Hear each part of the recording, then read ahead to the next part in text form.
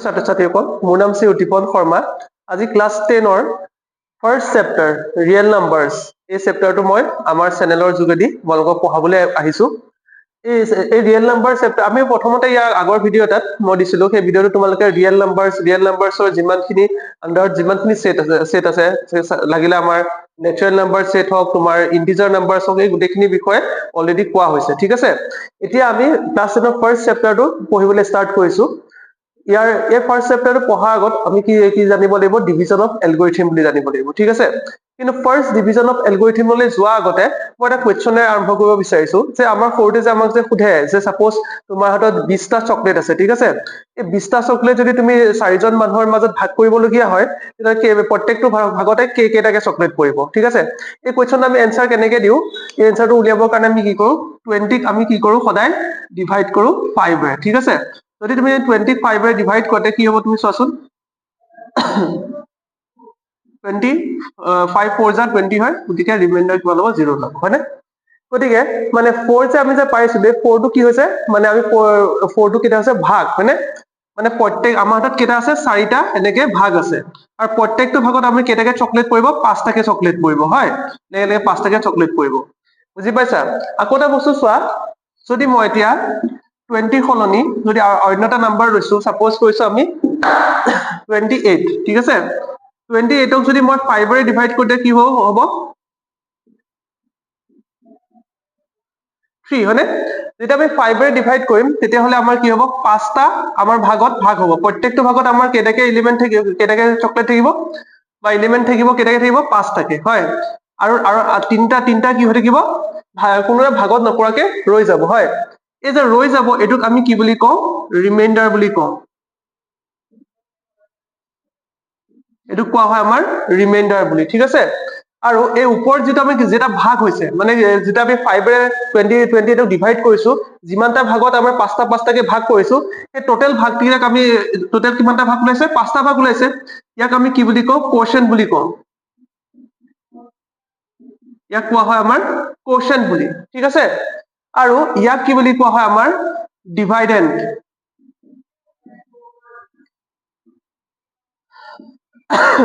ডিভাইডেণ্ড মানে যিটো নাম্বাৰক মই ডিভাইড কৰিম, সেই নাম্বাৰটোক আমি কি বুলি ক'ম?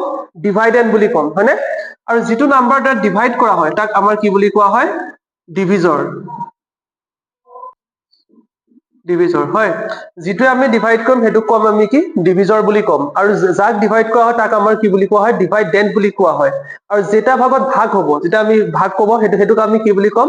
কোৱেশ্যন বুলি ক'ম। আৰু যিটো তলত ৰৈ যাব সেইটোক আমি কি বুলি ক'ম? ৰিমাইণ্ডাৰ বুলি ক'ম। ঠিক আছে, এতিয়া তোমালোকে ভাবা এটা বস্তু চোৱা, যে এই যে 5টা যে আছে, 5 যে আছে, 5টাত কেইটাকে আছে? প্ৰত্যেকটোত 5টাকে এলিমেণ্ট আছে, হয়নে? গতিকে আমি কি কৰিব পাৰিম? 5 × 5 কৰো, আৰু বাকী যেটা ৰল 3টা ৰৈ গ'ল, হয়? ৰিমাইণ্ডাৰ 3 ওলাইছে। এইটো যদি প্লাছ কৰি দিওঁ আমি আকৌ 28টো পাম নে নাই? অবভিয়াছলি পাম, হয়? মানে কি হৈ আছে যে 28টোক মই ইয়াত কি কৰিছো? 28টোক মই 5টা ভাগত ভাগ কৰিছো। ঠিক আছে, আৰু টোটেল কেইটা ভাগ পাইছো আমি? 5টা। ঠিক আছে, আৰু তাৰ 5টা ভাগ কৰাৰ পিছত আমাৰ কি ৰৈ গৈছে? আৰু 3টা বস্তু বাঢ়িছে, এক্সট্ৰা হৈ গৈছে। গতিকে যদি আমি 5 × 5 কৰো, মানে 5টা ভাগত প্ৰত্যেকটোত 5টাকে আছে, টোটেল কিমান ল'ব? 5 × 5 কৰিব লাগিব, হয়? 25টা ওলাব। প্লাছ 3 কৰিলে আমি এনচাৰটো কিমান ল'ব? আমাৰ 28 ওলাব, হয়নে? এই বস্তুটো যে তুমি যে দেখিছা, এইটো আমি যিকোনো নাম্বাৰক যদি আমি কোনোবা এটা নাম্বাৰ ডিভাইড কৰো, তেতিয়াহ'লে এই ৰিলেশ্যন এটা এষ্টাব্লিছ কৰিব পাৰো, হয়? এই ৰিলেশ্যনটোক যদি আমি জেনেৰেলাইজ কৰি দিওঁ, তেতিয়াহ'লে ইয়াকে আমাৰ কি বুলি কোৱা হয়? ডিভিজন এলগৰিথম বুলি কোৱা হয়। ঠিক আছে, এতিয়া মই জাষ্ট এলগৰিথমটো তোমালোকৰ ইয়াত লিখি দিছো।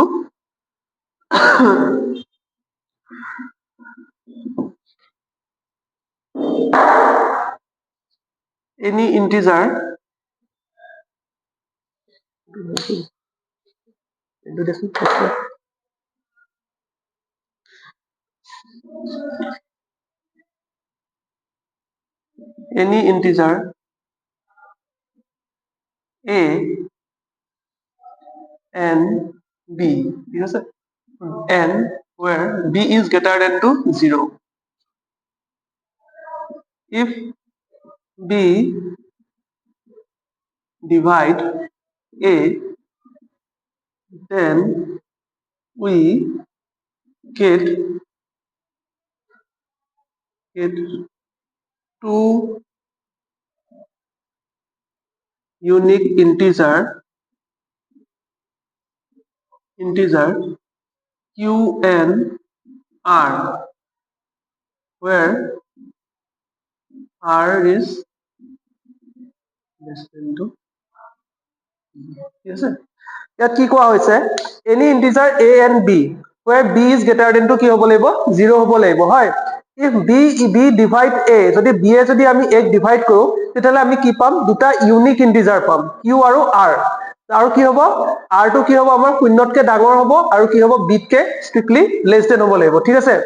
মানে আৰু আমি ইয়াত কিয় b টো গ্ৰেটাৰ দেন ধৰিছো, কাৰণ আমি যদি আমি কেতিয়াও আমি কি কৰিব নোৱাৰো, জিৰ'য়ে কোনো নাম্বাৰক আমি কি কৰিব নোৱাৰো, ডিভাইড কৰিব নোৱাৰো। 5ক কেতিয়াও আমি জিৰ'য়ে ডিভাইড কৰিব নোৱাৰো, বা এনি নাম্বাৰ আমি কেতিয়াও আমি জিৰ'য়ে ডিভাইড কৰিব নোৱাৰো।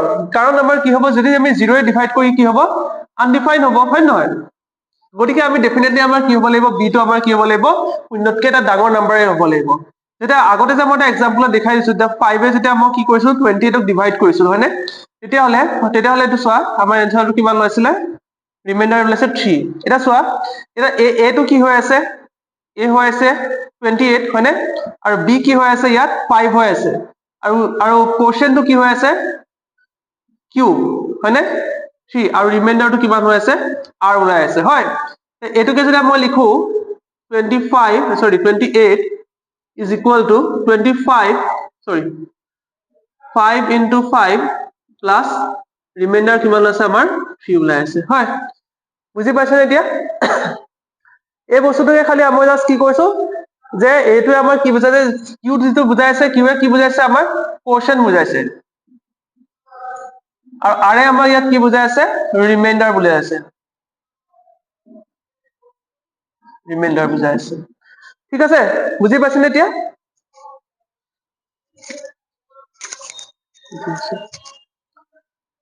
তাৰপিছত জাষ্ট খালি এই বস্তুটোকে আমি কি কৰিছো, ইয়াত জেনেৰেলাইজ কৰি দিছো, হয়। আৰু তোমালোকে চোৱা যে ৰিমাইণ্ডাৰটো কেতিয়াও আমাৰ কি হ'ব নোৱাৰে, জিৰ'তকে সৰু হ'ব নোৱাৰে, বা জিৰ'তকে সদায় ডাঙৰ হ'ব লাগিব, আৰু কি হ'ব, বা জিৰ'তকে ডাঙৰ হ'ব লাগিব, আৰু কি হ'ব লাগিব, বিতকে সৰু হ'ব লাগিব। বি মানে কি, যিটো নাম্বাৰৰ সহায়ত আমি ডিভাইড কৰো, মানে আমাৰ ডিভিজৰটো। বিয়ে কি বুজাই আছে, আমাক ডিভিজৰটো বুজাই আছে, ঠিক আছে। তুমি অবভিয়াছলি এটা কথা চোৱা, যে কিবা এটা নাম্বাৰ যদি আমি ডিভাইড কৰি আছো, মানে যদি আমি চাপোজ কৰা যে আমি 5এৰে কিবা এটা নাম্বাৰক আমি ডিভাইড কৰিছো, ঠিক আছে। চাপোজ মই 5 নালাগে, মই 5টো ধৰি আছো, 4য়ে ডিভাইড কৰিছো। কিবা এটা নাম্বাৰ যদি মই 4য়ে ডিভাইড কৰো, তেতিয়াহ'লে ইয়াৰ পৰা কেতিয়াবা বাকী, চাপোজ নাম্বাৰটো কিবা XYZ কিবা এটা আছে, ইয়াৰ বাকীটো কেতিয়াবা আমাৰ 7 ওলাব পাৰে জানো, কেতিয়াও নোৱাৰে, অবভিয়াছলি নোৱাৰে। কাৰণ কিয় নোৱাৰে, ইয়াৰ পৰা অলৰেডি আকৌ এটা আমি 4টা ভাগত ভাগ কৰিব পাৰিম, হয় নহয়। আকৌ ইয়াত 4 1 4 লিখিব পাৰিম, হয় নহয়। ডেট মিনছ আমি কি কৰিব নোৱাৰো, চৰি, ৰিমাইণ্ডাৰটো কি হ'ব নোৱাৰে, আমাৰ বিতকে কেতিয়াও আমাৰ কি হ'ব নোৱাৰে, ডাঙৰ হ'ব নোৱাৰে। বুজি পাইছেনে এতিয়া। তাৰপিছত চোৱা, ইয়াত আৰু এটা ৱৰ্ড কোৱা হৈছে, ইয়াত চোৱাচোন, ইয়াত কোৱা হৈছে যে ইউনিক। ইউনিক মানে কি, যে মানে কি, যদি মই নাম্বাৰটো ফিক্স ৰাখো, চাপোজ কৰি লৈছো, চাপোজ মই ইয়াত ধৰি লৈছো আমাৰ 28, ঠিক আছে। 28ক যদি মই 5এৰে ডিভাইড কৰো, তেতিয়া কিমান ওলাব, ৰিমাইণ্ডাৰটো অথনি কিমান ওলাইছিলে, 3 ওলাইছিলে। আকৌ চেম 28ক যদি মই তোমাৰ 7এৰে ডিভাইড কৰো, তেতিয়া কিমান ওলাব,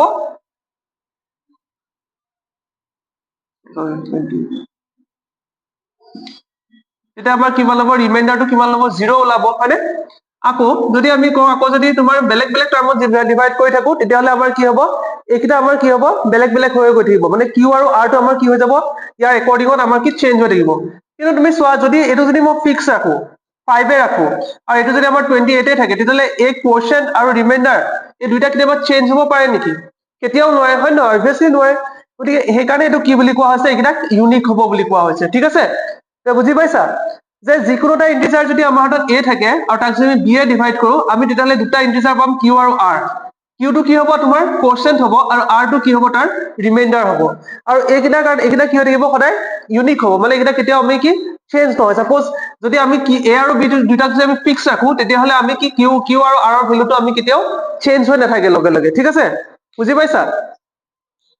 যদি তোমালোকে এইখিনি বুজি পাইছা, তেতিয়াহ'লে আমি নেক্সট বস্তুখিনি যাওঁ। ডেফিনেশ্যন খিনি জাষ্ট খালি বুজিলেই হ'ল, ইয়াত ডেফিনেশ্যন লিখিব তোমালোকৰ দৰকাৰ নাই।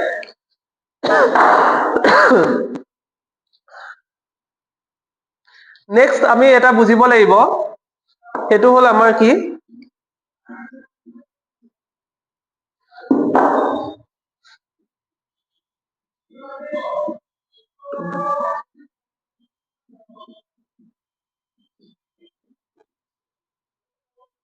ফেক্টৰ বা ডিভিজৰ।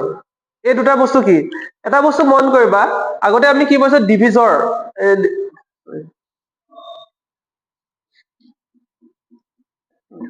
ফেক্টৰী থাকক, ঠিক আছে। কিতাপত তোমালোকৰ কিমান কিতাপত বেছি ভালকে ফেক্টৰটো ইউজ কৰা হৈছে, ঠিক আছে। ফেক্টৰ মানে কি, ফেক্টৰ আগতে আমি কি পঢ়িছো ডিভিজৰ পঢ়ি আহিছিলো, ঠিক আছে। ডিভিজৰ মানে কি হয় যে যদি আমি এটা নাম্বাৰক যদি এটা এক্সাম্পলৰ সহায়ত আমি বুজিছো ইয়াত তেনেকে চিধা চিধি। সাপোজ 20 কে আমি কি কৰিছো 2 ৰে ডিভাইড কৰিছো, এতিয়া 20 10 যা আমাৰ কি 2 10 যা কিমান হ'ব 20 ওলাব, ৰিমাইণ্ডাৰ 0 ওলাব। আৰু 20 ক যদি মই 3 ৰে ডিভাইড কৰো তেতিয়াহলে কিমান ওলাব, তোমাৰ ৰিমাইণ্ডাৰ কিমান ওলাব 2 ওলাব, হয়। এতিয়া চোৱা এই যে 22 কি হৈ আছে 20 ফেক্টৰ হৈ আছে, ঠিক আছে। ফেক্টৰ কিয় হৈ আছে, কাৰণ ইয়াৰ ৰিমাইণ্ডাৰটো 0 হৈ আছে, মানে যদি আমি 2 ৰে যদি 20 ডিভাইড কৰো ই কমপ্লিটলি ডিভাইড হৈ যায়, মানে কি হৈ যাব ইয়াৰ ৰিমাইণ্ডাৰটো সদায় 0 ওলাই যাব।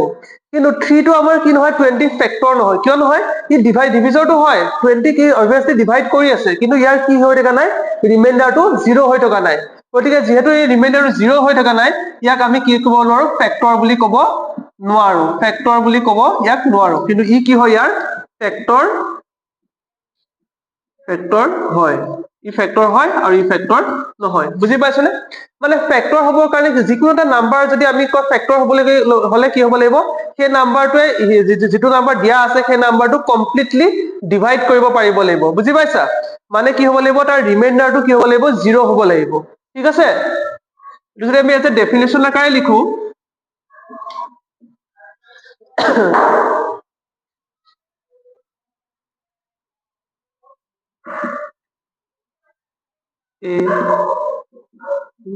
A is any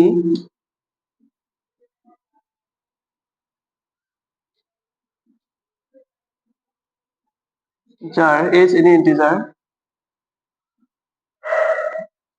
then B is a vector of A, then only equal to BQ and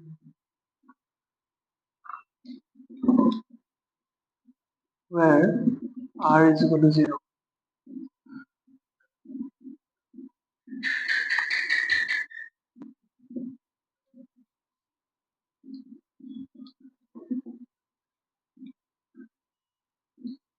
ঠিক আছে।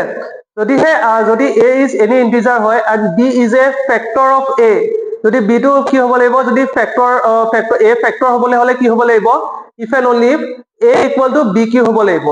আগতে আমি যে ডিভিজনেল এলগৰিথমটো পাই আহিছিলো, যদি যিকোনো এটা যদি আমাৰ ইন্টিজাৰ থাকে তাক যদি আমি B এ ডিভাইড কৰো আমি কি পাওঁ, এটা কোটিয়েণ্ট পাওঁ আৰু এটা কি পাওঁ, ৰিমাইণ্ডাৰ পাওঁ, হয়। যদিহে B টো ইয়াৰ ফেক্টৰ তেতিয়াহে হ'ব যেতিয়া আমাৰ কি হৈ থাকিব, ৰিমাইণ্ডাৰটো আমাৰ কি হৈ থাকিব 0 হৈ থাকিব, হয়। তো আমি কি পাম, A equal to BQ পাম। সো আমি যদি A equal to আমি BQ ফৰ্মত যদি লিখিব পাৰিছো তেতিয়াহলে আমি কি কম, B টো কি হৈ থাকিব, A কি হৈ থাকিব, এটা ফেক্টৰ হিচাপে থাকিব, ঠিক আছে। ঠিক আছে, এটা তোমালোকে চোৱা A equal to আমাৰ কি হ'ব লাগিব, BQ হ'ব লাগিব, হয়। তেতিয়াহলে মানে কি হ'ব লাগিব, B আমাৰ কি কৰিব, A ডিভাইড কৰিব, কিন্তু আমাৰ কি হ'ব, ই কি ৰিমাইণ্ডাৰটো নাই, মানে R equal to 0 হৈ যাব, ঠিক আছে। গতিকে আমাৰ কি হৈ যাব, যদি B টো যদি ফেক্টৰ হয় তেতিয়াহলে ইকুৱেশ্যন আমাৰ কেনেকুৱা হ'ব, A equal to আমাৰ কি হ'ব, BQ ফৰ্মত আহিব। Q টো কি হৈ আছে, কোটিয়েণ্ট আছে, ঠিক আছে। এইখিনি এটা কথা মন কৰিবা, যেনেকে B টো ইয়াৰ কি হৈ আছে, ফেক্টৰ হৈ আছে, এই যে Q যে কোটিয়েণ্ট যে আছে সেইটো আমাৰ কি হৈ থাকিব, ইয়াৰ ফেক্টৰ হিচাপে থাকিব। তুমি এটা মন কৰা, যদি এটা এক্সাম্পল চোৱা, যদি তুমি কৰা যদি 21 কি হৈ থাকে, যদি আমি 7 এ 21 ক ডিভাইড কৰো তেতিয়াহলে আমাৰ কিমান ওলাব, 7 3 যা 21, ৰিমাইণ্ডাৰ 0 ওলাব। গতিকে 21 টো আমি কেনেকৈ লিখিব পাৰো, 7 into 3 বুলি লিখিব পাৰো, হয়। এতিয়া 21 যদি 7 ক 3 লিখিব পাৰো, যদি আমি 3 এ যদি 21 ক ডিভাইড কৰো তেতিয়া কিমান হ'ব, 7 3 যা কিমান হ'ব, 21 ওলাব, হয়। গতিকে ইয়াত জাস্ট ৰোলটো খালি চেঞ্জ হৈ যাব, হয় নহয়। ইয়াত কি আছিলে, 7 টো আমাৰ কি আছিলে ডিভিজৰ হৈ আছিল ঠিক আছে ডিভিজৰৰ ফেক্টৰ হৈ আছিল আৰু কি হৈছে 3 টো কি হৈ আছিল তোমাৰ কোশেন্ট হৈ আছিল আৰু ঠিক এটা সেকেন্ডটো আমাৰ কি আছে 3 টো আমাৰ কি হৈ আছে ডিভিজৰ হৈ আছে সৰি ফেক্টৰ হৈ আছে আৰু 7 টো আমাৰ কি হৈছে কোশেন্ট হৈ আছে বাট স্টিল কি হৈ আছে 7 into 3 যদি আমি নরমালি যদি চাও 7 into 3 হলে কিমান হ'ব 21 টো ওলাব হয় নহয় গতিকে ইয়াত যদি আমি ইন্টারচেঞ্জ কৰিলো নিজৰ মাজত তেতিয়া গতিকে কোনো এফেক্ট নহয় গতিকে যদি আমাৰ যদি 7 টো যদি আমাৰ কি হৈ থাকে 3 ফেক্টৰ হয় 21 ফেক্টৰ হয় তাহলে কি হ'ব 3 টো আমাৰ কি হৈ যাব 21 ৰ এটা ফেক্টৰ হৈ থাকিব বুজি পাইছানে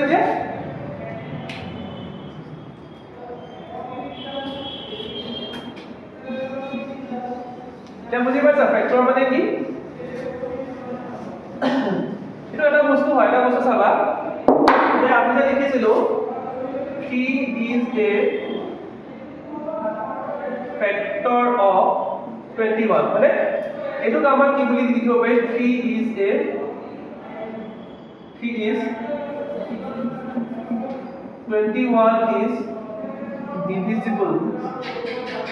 divisible by 3 এটো কেনেকেও কোৱা হয় 3 is a factor of 21 और 21 is a divisible by 3 দুইটা সেম মিনিং এ বুজাই আছে মানে কি বুজাই আছে যদি 3 এ যদি আমি 21 ক ডিভাইড কৰো তেতিয়ালে আমাৰ কি হ'ব ৰিমাইন্ডাৰ 0 ওলাব ঠিক আছে এটা 21 is not divisible by 2 কিয় হয় ডিভিজিবল কাৰণ 22 এ যদি আমি 21 ক ডিভাইড কৰো তেতিয়া ইয়াৰ কি কি যাব ৰিমাইন্ডাৰ ৰখি যাব ইয়াৰ যেটো আমাৰ ৰিমাইন্ডাৰটো কেতিয়াও 0 নহয় বুজি পাইছানে এতিয়া ঠিক আছে যদি এখিলেকে তোমালোকৰ ঠিকে আছে তেতিয়া হলে নেক্সট দুটা মোস্ট ইম্পৰ্টেন্ট কনসেপ্ট আহি যাব তোমাৰ prime number prime and composite ঠিক আছে प्राइम नंबर और कंपोजिट नंबर এই দুটা বস্তু কেনেকুৱা বস্তু ঠিক আছে कंपोजिट नंबर ঠিক আছে এটা प्राइम नंबर বিলাক সোয়া সেটা তুমি সোয়া 5 ঠিক আছে তা 5 ক যদি আমি কোন কিটা নাম্বার আমি ডিভাইড কৰিব পাৰো 5 ক ডিভাইড কৰিব পৰা নাম্বার কি কি আছে যদি আমি লিখিবলৈ যাও তাহলে 1 এ 5 ক ডিভাইড কৰে হয় আৰ 5 ক ডিভাইড কৰে 5 এ 5 ক ডিভাইড কৰিব পাৰি বাকি কোনবা এনেকুৱা ইন্টিজাৰ নম্বৰ আছে জানো বা পজিটিভ ইন্টিজাৰ নম্বৰ আছে যাৰ পইণ্ট আমি কি 5 ক ডিভাইড কৰিব পাৰো অবভিয়াসলি নোৱাৰো মানে এটা সোয়া 20 যদি চাও 20 ক আমি কোনে ডিভাইড কৰিব পাৰি অবভিয়াসলি 1 এ ডিভাইড কৰিব পাৰিব হয় না 20 এ ডিভাইড কৰিব পাৰিব 20 ক আমি 2 এ ডিভাইড কৰিব পাৰিম 20 ক আমি কি কৰিব পাৰো 5 এ ডিভাইড কৰিব পাৰিম 20 ক আমি কি কৰিব 4 এ ডিভাইড কৰিব পাৰিম মানে মানে 1 আৰু মানে কি 1 আৰু সেই সংখ্যাটো বাদেও আমাৰ বহুত কিছুমান সংখ্যা আছে যিকিটা সংখ্যাৰ সহায়ত তিনটা সংখ্যা যিকিটা সংখ্যা হয় আমি কি কৰিব 20 আমি কি কৰিব ডিভাইড কৰিব পাৰো মানে এতিয়া চোৱা যদি মই 20 টো লিখিবলৈ যাও যদি 20 টো মই সপোজ পুৰা ডিভাইড কৰিব যাও যে আমি এটা পাই আছিল আগতে কি পাইছিলো a = bq মানে a = bq আছিল কি ডিভিজন এলগৰিথমৰ এটা আমাৰ ফৰ্মুলা আছে যেটো r = 0 হ'ব যেটো আমি ফেক্টৰৰ কথা পাতি আছো বা ডিভিজনৰ ফেক্টৰৰ কথা পাতি আছো গতিকে আমি কি r = 0 ধৰি লৈছো অলৰেডি যদি মই 2 এ যদি 20 ডিভাইড কৰিলে কি ওলাব চাচোন 2 টো কি হৈ আছে ডিভিজৰ হৈ আছে আৰু কোৱেশ্চন কিমান ওলাব 10 ওলাব হয়নে আকৌ যদি মই 5 এ ডিভাইড কৰিব যাও তেতিয়া 5 ইনটু কিমান ওলাব 4 ওলাব কোৱেশ্চন কিমান ওলাব 4 ওলাব হয়নে এতিয়া তুমি এটা বস্তু মন কৰিছালে বাৰু ইয়াত যেতিয়া 20 ইকুৱেল মই কি লিখিছো 2 ইনটু 10 লিখিছো হয় আৰু 20 ইকুৱেল 5 ইনটু 4 লিখিছো মানে 20 সংখ্যাটো আমি দুটা সংখ্যাৰ মাল্টিপল হিচাপে এক্সপ্ৰেছ কৰিছো যিটা সংখ্যা আমাৰ কি নহয় 21 আৰু 20 বাদে অন্য দুটা সংখ্যাৰ প্ৰডাক্ট হিচাপে মই কি কৰিছো এক্সপ্ৰেছ কৰিছো হয় নহয় গতিকে এনেকুৱা নাম্বাৰছ বিলাকক আমি কি বুলি কওঁ এইবিলাক নাম্বাৰছক কোৱা হয় কম্পোজিট নাম্বাৰ মানে কম্পোজিট নাম্বাৰ মানে কি বস্তুটো মানে কম্পোজিট যেটো অৰ্থ মানে এটাতকে বেছি নাম্বাৰ আমি কি কৰিব পাৰো মাল্টিপল হিচাপে এক্সপ্ৰেছ কৰিব পাৰো হয় না আৰু এইকেইটা নাম্বাৰ কি হ'ব লাগিব মানে 1 আৰু সেই নাম্বাৰটো বাহিৰে অন্য নাম্বাৰ হয় আমি কি কৰিব পাৰো তাক মাল্টিপল হিচাপে এক্সপ্ৰেছ কৰিব পাৰো মানে এনেকুৱা নাম্বাৰছ বিলাকক আমি কি বুলি কওঁ কম্পোজিট নাম্বাৰছ বুলি কোৱা হয় ঠিক আছে কিন্তু যে প্ৰাইম নাম্বাৰ কথা আহে প্ৰাইম নাম্বাৰটো কি কৰিব পাৰো 1 প্ৰাইম নাম্বাৰটো আমি জাস্ট এনেকে এক্সপ্ৰেছ কৰিব পাৰো মানে 1 আৰু সেই সংখ্যাটো মাল্টিপল হিচাপে এক্সপ্ৰেছ কৰিব পাৰো বেলেগ কোনো নাম্বাৰ এনেকুৱা নাই যাৰ সহায়ত আমি 1 আৰু মানে যাৰ সহায়ত আমি ইয়াক এক্সপ্ৰেছ কৰিব পাৰো ঠিক আছে এখিলৈকে বুজি পাইছা এতিয়া তোমালোকে আশা কৰিব লাগে প্ৰাইম আৰু কম্পোজিটৰ মাজত কোনো ডিফাৰেন্স কনসেপ্ট মানে কি কয় অসুবিধা পোৱা নাই সো ইয়াৰ ডেফিনেশন বিলাকটো তোমালোকে দৰকাৰ নাই বাৰু প্ৰাইম আৰু কম্পোজিটৰ কিন্তু জাস্ট তোমালোকে খালি কনসেপ্টটো খালি আকবাৰ মনলৈ আনিবা আপুনি পাইছা আপুনি বস্তু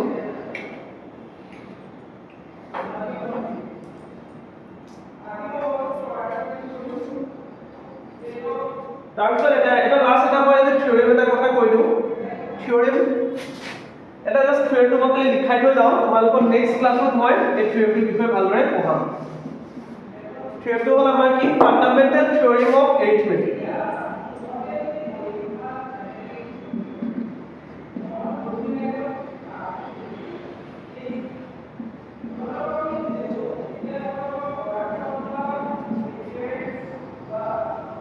ফান্ডামেন্টাল থিওৰেম অফ এৰিথমেটিক এই থিওৰেমটোৱে আমাৰ কি কৈছে যে আমাৰ পৃথিৱীত যিমানবোৰ কম্পোজিট নাম্বাৰ আছে সেই কম্পোজিট নাম্বাৰছ বিলাকক আমি কি কৰিব পাৰোঁ প্ৰাইম নাম্বাৰ মাল্টিপলছ হিচাপে এক্সপ্ৰেছ কৰিব পাৰোঁ যেনেকৈ সাপোজ কৰা এটা সৰু প্ৰায় এটা 100 ঠিক আছে 100ক আমি কেনেকৈ এক্সপ্ৰেছ কৰিব পাৰোঁ চোৱা এনেকৈ এক্সপ্ৰেছ কৰিব পাৰোঁ নে তুমি যদি চোৱা এটা 100ক 10 ইনটু 10 এনেকৈ এক্সপ্ৰেছ কৰিব পাৰোঁ হয়নে এটা চোৱা 10ক আমি কেনেকৈ এক্সপ্ৰেছ কৰিব 2 into 5 express কৰিব পাৰোঁ আৰু ইনটু কৰিলে ইয়াতো কিমান হ'ব 2 into 5 এ ওলাব হয় এটা চোৱা এই 2525 এটা কি হৈ আছে প্ৰাইম নাম্বাৰ হৈ আছে ইহঁতক আকৌ আমি বেলেগ কিবা নাম্বাৰখন এক্সপ্ৰেছ কৰিব পাৰিম নেকি ডেফিনেটলি নোৱাৰোঁ গতিকে এই বস্তুকে কোৱা হয় আমাৰ কি কোৱা হয় এই যিটো প্ৰপাৰ্টি নাম্বাৰছৰ ইন্টিজাৰ নাম্বাৰ যিটো প্ৰপাৰ্টি এই প্ৰপাৰ্টিটোৰ ওপৰত বেছ কৰি থিওৰিমটো আহিছে এইটো কোৱা হয় ফাণ্ডামেণ্টেল থিওৰিম অফ এৰিথমেটিক ইয়াত আমি এইটোৱে বুজো যে যিমানবোৰ নাম্বাৰ কম্পোজিট নাম্বাৰছ আছে সেই সকলো কম্পোজিট নাম্বাৰছক আমি কি কৰিব পাৰোঁ যে প্ৰাইম নাম্বাৰৰ ফেক্টৰ হিচাপে এক্সপ্ৰেছ কৰিব পাৰোঁ ঠিক আছে এতিয়া আজি এই ভিডিঅ'টো এইখিনিলৈকে থাকক বাকীখিনি তোমালোকক নেক্সট ক্লাছত মই পঢ়াম থেংক ইউ ছ' মাছ আমাৰ চেনেলটোৰ লগত জড়িত হৈ থাকিবা সকলো ধন্যবাদ